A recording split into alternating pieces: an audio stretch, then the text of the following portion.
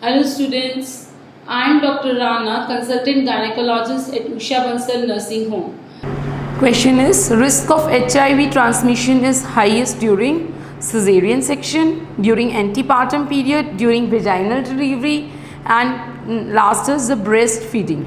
Okay, so of all the infections, the HIV is the most common infection. All the OPS related infection, maternal transmitted infection, maternal to child transmission में सबसे important जो है वो HIV है. ठीक है, so let's study in a concise way. Let's study.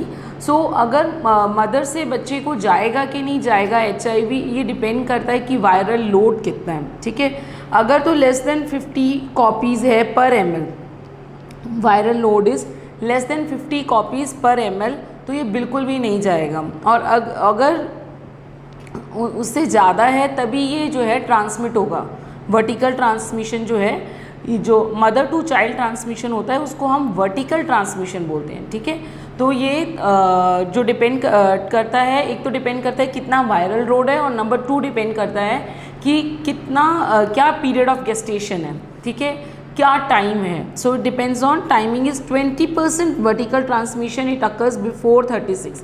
Before 36 week 20% vertical transmission occur करता है, and it is 50% in days just before delivery, that is 38 to 39 weeks में सबसे मैक्सिमम होता है. ये 38 to 39 वीक्स में ये सबसे मैक्सिमम होता है 50%. ठीक है, and 30% is the risk of transmission intrapartum during delivery. Okay, अब सिजेरियन में जो है कम ट्रांसमिशन होता है then normal vaginal delivery. Okay, normal vaginal delivery के कंपैरिजन में सिजेरियन में जो ट्रांसमिशन होता है वो बहुत ज़्यादा कम होता है. So we should know that कि अगर सिर्फ ट्रांसमिशन बचाना है, ठीक है, तो हमें सिजेरियन करना चाहिए. ठीक है, अब ART देख लेते हैं. ART में didanosine, stavudine and full dose of ritonavir they are avoided in pregnancy. ठीक है, फुल डोज. ठीक है, फुल डोज ऑफ रिटोनवीर. ठीक है, not the ritonavir itself is avoided, the full dose is avoided. थोड़ा दे सकते हैं. ठीक है, मिनिमल डोज में हम इसको दे सकते हैं. Didanosine and stavudine they are avoided but they are not contraindicated. Okay, ART should be continued in pregnancy. Pre conceptional भी देना है, ड्यूरिंग द कंसेप्शन भी देना है, एंड इंट्रापार्टम जो ART चल रही है उसके साथ साथ हमें IV ज़िडोव्यूरिन दे देना है.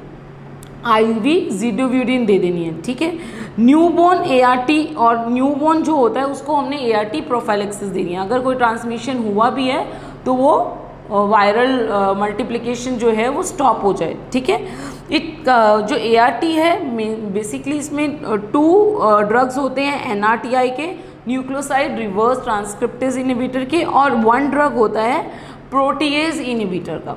ठीक है, 2 drugs are of nucleoside reverse transcriptase inhibitors and 1 drug is of protease inhibitor. Intrapartum care delivery कैसे करनी है, नाको और WHO, NACO National AIDS Control Organisation और WHO की गाइडलाइन है कि जो टोटल बेनिफिट्स देखें, mother, child and further benefits देखें, तो उस हिसाब से सिजेरियन एडवांटेजियस नहीं है then the normal delivery. Okay, LSCs and LSC is to be done only in obstetric condition, और सजेरियन हमें ऑब्स्टेट्रिक कंडीशन में ही करना है.